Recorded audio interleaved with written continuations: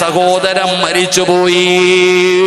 വർഷങ്ങളോളം അല്ലാഹുവിന്റെ പള്ളിയിൽ ബാങ്ക് വിളിച്ച എന്റെ ഇക്കയുണ്ടല്ലോ, ഈമാനില്ലാതെയാണ് മരിച്ചുപോയത്. ഈമാനില്ലാതെയാണ് മരിച്ചുപോയത്. പടച്ച റബ്ബേ, എന്റെ രണ്ടാമത്തെ ജ്യേഷ്ഠനാ പിന്നെ ബാങ്ക് വിളിച്ചത്. ആ ജ്യേഷ്ഠന്റെയും അവസാനം മോശമായിരുന്നു. എന്റെ രണ്ട് സഹോദരങ്ങളുടെയും ആഖിബത്ത് മോശമായിരുന്നു. അല്ലാ, ഇപ്പ പള്ളിയിൽ ബാങ്ക് വിളിക്കുന്നത് ഞാനാ. അതുകൊണ്ട് അല്ലാ, എന്റെ ആഖിബത്ത് മോശമാക്കല്ലേ അല്ലാ.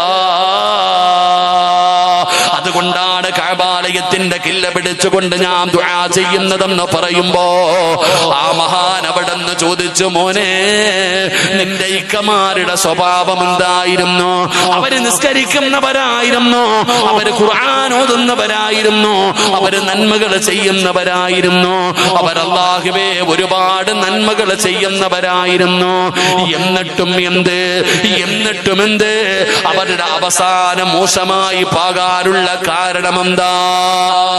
ഒരുപാട് നന്മ ചെയ്യുന്നവരായിരുന്നു, എന്നിട്ടും അവർ രണ്ടുപേരുടെയും ആഖിബത്ത് മോശമാകാനുള്ള കാരണമെന്താ? ആ ചെറുപ്പക്കാരൻ പറഞ്ഞു, തങ്ങളെ, മഹാനവറുകൾ ചോദിച്ചു, നിന്റെ ഇക്കമാർക്ക് എന്തെങ്കിലും ഒരു മോശമായ സ്വഭാവമുണ്ടോ? നിന്റെ ജ്യേഷ്ഠന്മാര് എന്തെങ്കിലും ഒരു പാപം ചെയ്യുമായിരുന്നോ? ആ സമയത്താണ് ആ ചെറുപ്പക്കാരൻ പറയുന്നത്, എന്റെ ഇക്കമാർക്ക് ഒരേ ഒരു ദുസ്വഭാവമുണ്ടായിരുന്നു. അവര് കള്ള് കുടിക്കൂല, അവര് പലിശ തിന്നൂല, അവര് വ്യഭിചരിക്കൂല, അവര് ഹറാമ് കഴിക്കൂല. പക്ഷേ അവര് ഒരേ ഒരു പാപം ചെയ്യുമായിരുന്നു. അവര് ചെയ്തിരുന്ന പാപം എന്തെന്നറിയോ?